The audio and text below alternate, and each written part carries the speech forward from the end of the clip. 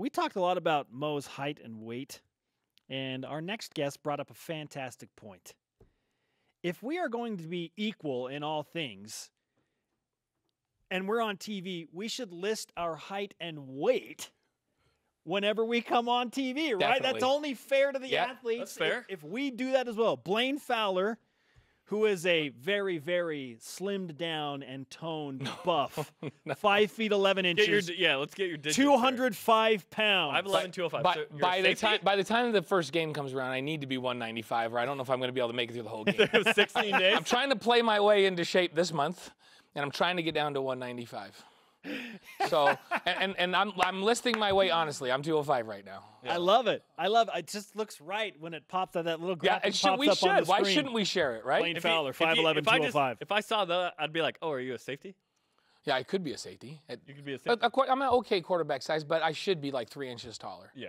And like Tanner right now, Mangum's weighing about 220 right now, and he is a good-looking 220. I think he slimmed down a little bit Yeah. from the spring. They ran more. Yeah, in the he summer. looks really good at that weight. So it's funny because we always talk about that. He looks good at 220, or he should be 5 pounds less. And it's just open forum on athletes' height and weight. So why not us, right? Yeah. Well, when you look at Jerem Jordan, we say strong Yeah. safety for Blaine Fowler. Jerem Jordan listed at 6 feet 173 pounds. Yeah. What do you think of when that pops up on the screen? I think field goal kicker. I think way too skinny receiver. I think field goal kicker for Couple sure. of field goal kickers here in Studio B. Is there anyone that's 6 foot 170 on the roster? I'm looking that up. Yeah, I'm sure there's a looking that wide up. receiver that's that size. Who's 6 feet 170. Who's the closest? You're bigger than Coy. You're taller. Okay, Coy is 5'10", 175. Yeah. Okay. Coy does not weigh more than me. Stop it. Yes, he does. There's no one on the roster who's listed at less than 175. Coy Detmer Jr., Keenan Ellis, D'Angelo Gunter, KJ Hall, all at 175. Hey, I can play cornerback, right? Yeah. So you could play corner. What's Spencer listed at? Spencer? 6 feet 170. 170. Yeah, you could play corner, I'm but you'd be heavier than you. That's you would be shocking. constantly trying to put weight on. Like when I came to BYU, I was like 175 pounds, and it was like, if I'm going to go out there and get smacked around by big guys, I need to put on more muscle weight. So my whole career, Robbie Bosco and I were roommates, and we would talk about, we got to go eat some more, and we got to lift some more. We've got to get more weight on, or we're just going to get killed out there. So it's this constant battle to put it on. So here I am 30-something years later, and it's like, I really need to lose 10 to get to my plane. Yeah, no one else says this but athletes. I need to gain weight. I need to gain weight. I've got to eat more. I mean, some people, but not many. And we would talk, the trainers and the coaches, they'd be like, you need to eat more. And you'd go, gosh, I'm already eating so much, I feel like I can't put another thing in my mouth. Well, then you need to get some protein powder because you need to put some weight on. Peanut butter and jelly in the middle. Now, that's not the case with Mo, though, because he needs to lose some. Well, the sheer size of Mo Langi has put him in the spotlight. I mean, you see him, and it's wondrous. The first, you're just like, wow. You expect him to be big, and then you see him, you're like, he's bigger than I thought he was going to be. Yeah. 6'7", 410 pounds is what he's listed at right now. Yeah, not right. Because I'm going to tell you right now, I'm 205. His right calf is 205. So there's at least 410. Let's just say he's at least 400. At least 410. Yeah, he's at least 410. What are your expectations for him, Blaine? So he has times in practice when, and everybody heard the audio clip from Kalani, where he just decides he's had enough and he's not happy, or he's just a little bit mad or aggressive, and he just takes people and throws them around like rag dolls. And then he picks them up like we just saw in that clip. But so here's the thing. Two things that he's got to get better at if he's going to be a big-time contributor. The first is he's got to understand leverage and be really, really better with his hands. So he's got to keep people at 6'7", he's got to be able to keep people from getting to his legs and cutting them. Because it doesn't matter if you're 700 pounds. If you get cut, you're on the ground. And so he's got to get better with his hands. He's unbelievably strong. So if he gets good with his hands, he's going to be able to push people into the ground when they come after his legs, and he's going to be able to stay upright. So that's the first thing. Hands have to get better. The second thing is he's got to get an aggressive mindset. Every great interior lineman, whether it's on the offense or defensive side, has a little bit of an edge to him, and not necessarily off the field. There have been plenty of guys that outside that white line, you go, oh, they're the nicest guy in the world. And when you talk to teammates of Mo, they go, my gosh, he is so nice. It's unbelievable. I think God did that with big people to kind of level the playing field out there. So when you're that size, he just makes them nice by nature so that they don't kill people. And he's unbelievably nice by nature. But that doesn't mean he can't train himself to step inside of that line and turn into a madman. He's got to be a little bit crazy out there. I remember when Kellen was playing, he came home from practice one day. I said, how'd practice go? And he goes, fine, except for Ray Fanga punched me in the face. I go, like, you had a helmet on, right? He goes, yeah, it was like stupid. He punched me in the face mask. I go, well, why did Ray do that? He goes, I don't know. That's just what Ray does. Ray used to be my neighbor. When he gets inside the line, he just wants to punch somebody in the face. Now, Ray, he was your neighbor. He's a really nice guy off the field. Get him on the field, he turns into a little bit of a madman. Mo has an unbelievable example of how to do that on the coaching staff, and his name is Kalani Sitake. Kalani is the nicest person you will ever meet. I remember when Kalani played. Get him inside the white line, and he wanted to dominate out there. He could be an angry, mean person on the field. So if Mo can get just a little bit of that to go with better utilization of his hands, technique with his hands, he can go wherever he wants to go, as Kalani says. So he can be really, really good. So those are two things. He's got to change mentally a little bit to get an edge to him, and he's got to be good with his hands. And then what? Well, then who are you going to put in front of him? He's going to be able to knock whoever is over him 4 yards into the backfield if he wants to. He's unbelievably naturally strong. The untapped potential is what is pretty exciting. Pretty fun. It's his freshman year. Speaking of untapped potential, Matt Bushman. We have yet to see this guy playing a game in a regular season. But last week you came on this program and said he's the real deal. The more we go to practice and watch him, we agree. Yet I'm a little afraid to kind of heap this he's the next Dennis Pitta expectation on him. Or is that fair, Blaine, at this point? Well, the next Dennis Pitta, that's pretty lofty. The next Andrew George, so we say, even, right? I think he looks like those guys at this point. Okay. And so when they were freshmen or even sophomore football players, the skill set looks just like them. You know, he's so smooth. His hands are so soft. He has a real good concept of where he is in space in the defense and where to find the soft spots. He catches everything. He runs so easy and free. So he looks just like Dennis Pitta at this stage. Now, Dennis Pitta produced. So Dennis had all of those characteristics in terms of body type, feel for the game, soft hands and all that. Then he would go out on the field, and on 3rd and 6, he was money.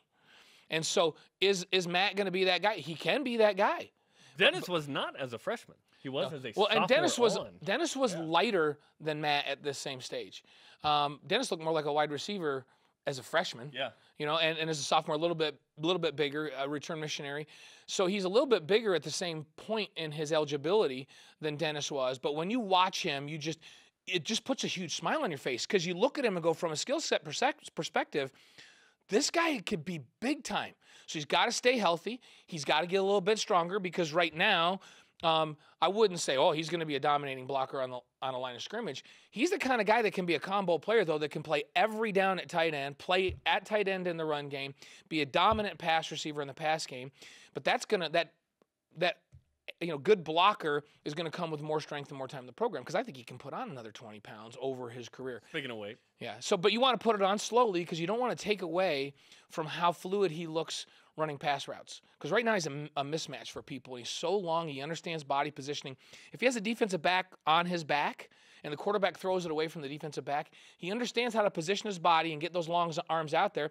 You try to strip it, and he's so strong with his hands, you can't strip the football away. That reminds me of Chad Lewis. So I'm throwing out a lot of big-time names now. Man. So when you cover Chad, it's impossible one-on-one if the quarterback throws the ball in the right spot. If he throws it away from the defender, Chad's going to catch the ball. I feel like these quarterbacks right now are feeling that way about Bushman. Like, well, if he's got one guy on him, if I put the ball in the right spot, he's still going to catch the ball. Well, that's a nice thing to have if you're a quarterback, right? Absolutely. And Ben Cahoon, in our conversation coming up in the next segment, tells us why the tight ends maybe get a little more love from the quarterbacks sometimes and what his receivers can do. That's coming up. What's your overall outlook at essentially the midway point of BYU football training camp, just assessing the team as a whole? So the defense is about exactly where I thought they would be. They're good. I thought they were going to be good. They're strong where I thought they were going to be strong. The linebackers are really good, very, very talented. The D-line is a bunch of kind of no-names that are all solid, and you can rotate 8 or 9 guys through.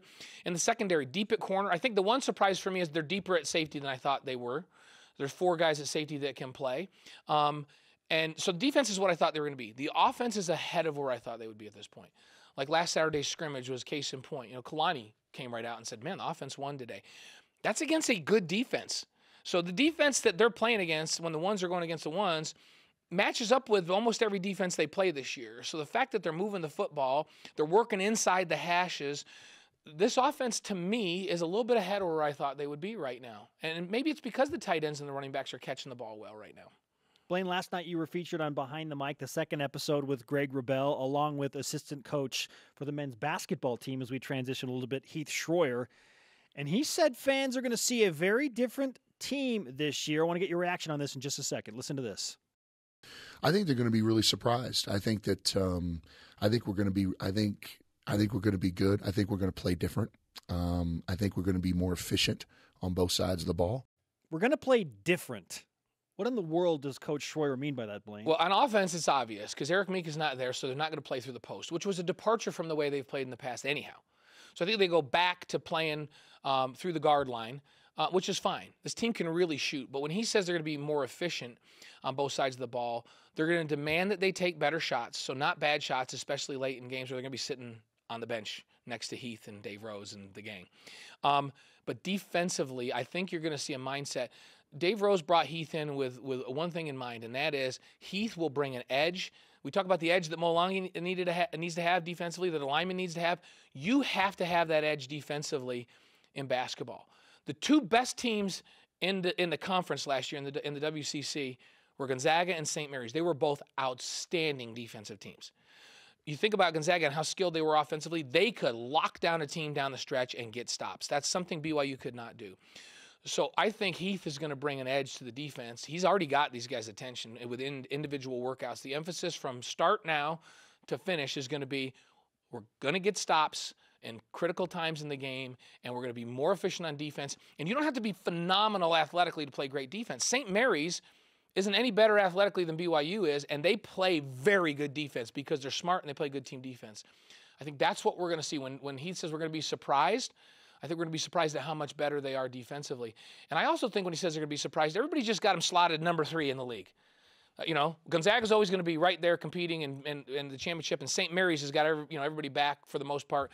So those two teams everybody's got on one level, and they say, well, BYU would be right behind that. Maybe what he's talking about is if they can play lights-out defense and they have enough talent and they're going to be a good enough shooting team that maybe they do compete for a championship this year, even though Eric Mika is gone. And to do that, they're going to have to play great defense, and I think he expects them to do that. Yeah, he's worked on the psyche a lot already, and I can sense that has made a big difference for a lot of the players on an individual basis. Heath is a lot like Kalani Sitake, and Heath can turn it on. So he is a really nice guy, but you put him on the floor as a coach, and he will get into guys and demand excellence from those guys, and he coaches with a little bit of an edge. And maybe that's something that this group of guys needed, and I think Dave Rose saw that and said, you know what? Who can I bring in that has that edge? And the first thing that came to his mind was, you know what, let's get Heath back here because the teams that we had when he was here coaching before always had that defensive edge to them. Yep. Culture change. The 5'11", 205-pound dual threat analyst, Blaine Fowler. I got to be 195 by the opener. 16 days. Okay. Oh, Get 16 You wore number 16, Blaine. 16 days away. Can I do 10 pounds in 16 days? Let's say by LSU. Can I have till LSU to get to my 23 days. Okay. Yeah. Because that's fine. We're overlooking Portland State, so we'll overlook the Can fact. we overlook him and give me 3 weeks to get to 195? Yes. Okay, good. Yeah. That's what we'll do. I'm wondering if you're the guy we're tweeting out later today. Ooh, number. If you're not, don't be mad because I don't know who it is. Well, you just set me up, and now you're probably going to do Ronnie Jenkins. Dang it. Ronnie Jenkins should be the guy, Probably right? going to be Ronnie. Yeah. Well, we can't do me. We have to do Ronnie. I think the video's been edited. Dang it. Okay. I'm told okay if I'm it's told it Ronnie. is Ronnie. Okay, well, see, Yeah. that's fair. Yeah. Dude, if you did anybody other than Ronnie, I would have been really offended. Wait, so if we did Well, you could have done Kellen. Kellen started for 2 years. Oh, he was 16. You could have done Kellen. Good In fact, Kellen stuff. probably started more games than Ronnie did. I don't know. There you go. But Ronnie's a good choice. Plug for the Fowler family. Ronnie's a Let's good get all the choice. Fowlers in there, Yeah. right? Yeah. Gavin's wearing number Blaine's 16 doing his too. darndest to get them all in. So. Love it. Blaine, great stuff, man. Thanks for the time.